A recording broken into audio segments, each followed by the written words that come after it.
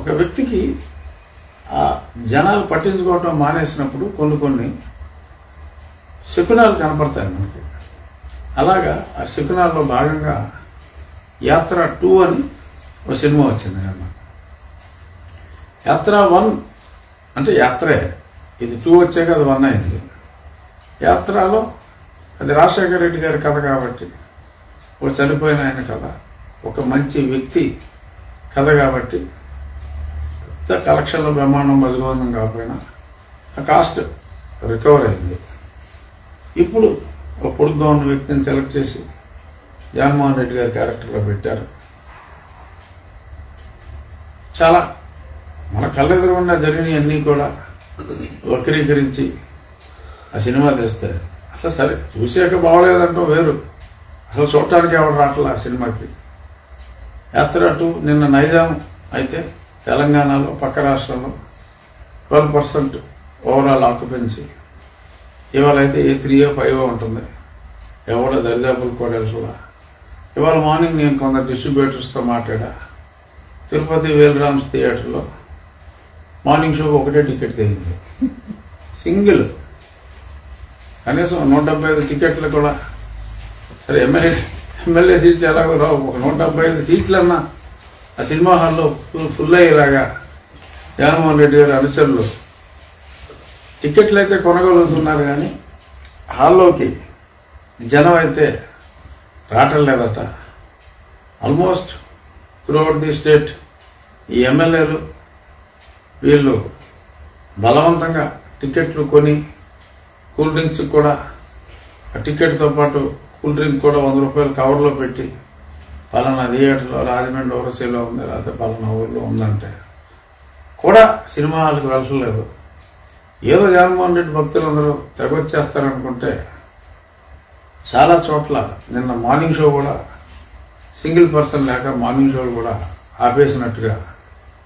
ఎందుకంటే నాకు కొన్ని సినిమా కనెక్షన్లు ఉన్నాయి కాబట్టి థియేటర్లో వాళ్ళతో మాట్లాడితే తెలిసింది ఏంటంటే కలెక్షన్లు లేవు. ఎక్కడైనా టికెట్లు తెగినా లోపల జనం లేరు. ఏదో చూసిన కొద్దిమంది రివ్యూ రాస్తే అందులో చెప్పింది ఏంటంటే రాజశేఖర రెడ్డి గారు చనిపోయినప్పుడు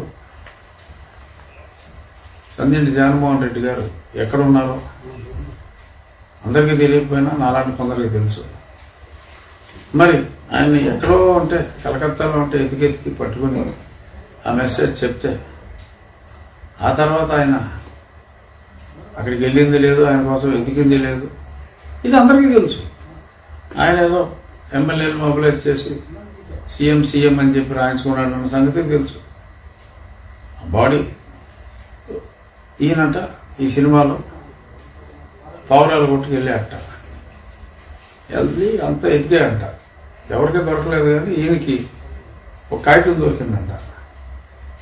ఆ కాగితం మీద ఇచ్చిన మాట ఎప్పుడూ తప్పకూడదని చెప్పి ఒక స్లిప్ దొరికిందంట.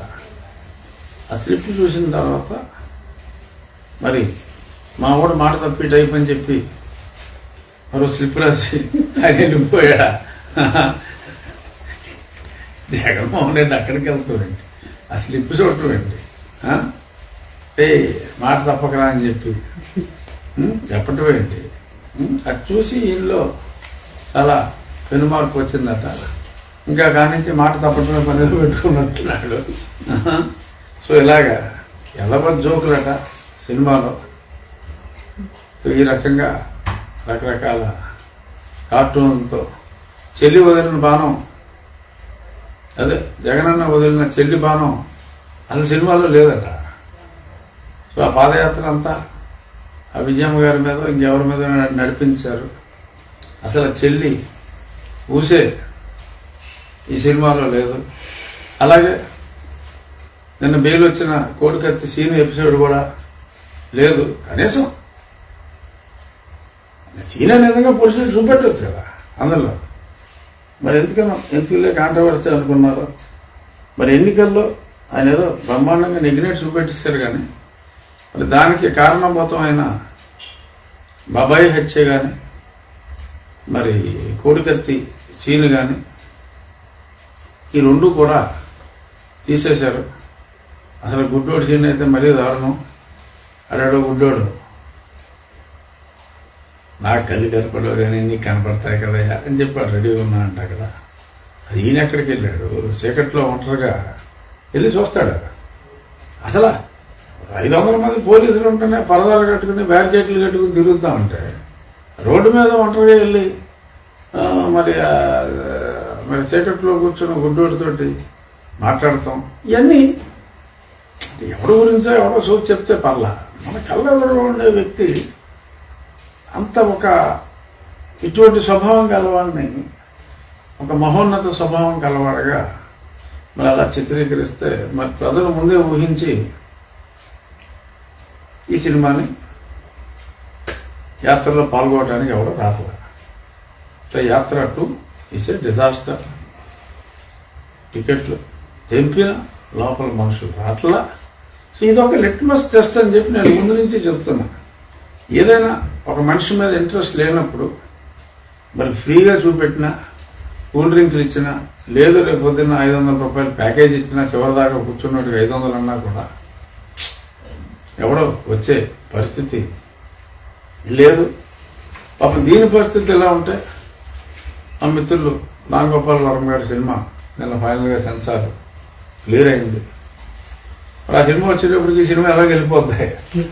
యాత్ర 2 పరలోక యాత్ర. సో నెక్స్ట్ వ్యూహం సినిమా రిలీజ్ కాబోతుంది. బాగోవచ్చు ఆ సినిమా. నేను ఇంత ముందు కూడా చెప్పా, వ్యూహం రామ్ గోపాల్ వర్మ గారు మంచి దర్శకుడు, అద్భుతమైన సినిమాలు ఎన్నో తీశారు. ఒక శివే కాదు, ఒక రంగీలా కాదు, ఒక క్షణక్షణం, అలా ఎన్నో, ఒక సర్కార్. సో ఈ మేడ్ సెవరల్ వండర్ఫుల్ మూవీస్. కానీ మరి ఇక్కడ ఎంచుకున్న క్యారెక్టర్ రాంగ్ క్యారెక్టర్ కాబట్టి ప్రస్తుతం ప్రజలందరూ కూడా ఆ క్యారెక్టర్కి బాగా డిస్టెన్స్ అయ్యారు కాబట్టి సో డెఫినెట్గా మరి ఆ సినిమా బాగున్నప్పటికీ కూడా, అంటే కాలక్షేపానికి బాగున్నప్పటికీ కూడా ఐ డోంట్ థింక్ యాత్ర 2కి 2 లాగానే మరి బహుశా అఫ్కోర్స్ డైరెక్టర్ గారు నాకు మిత్రుడు. సో కాబట్టి సినిమా బాగుంటుందని, కానీ చూడటానికి ప్రజలు సిద్ధంగా లేరని, అంటే సిద్ధమా అని భయపెట్టేస్తే ఎవడు వస్తాడే బాబు. వాళ్ళు భయపెట్టేసి సిద్ధమా, నా సినిమా చూడటానికి సిద్ధమా అన్నట్టుగా ఉంది ఈ కామెడీ. చూద్దాం.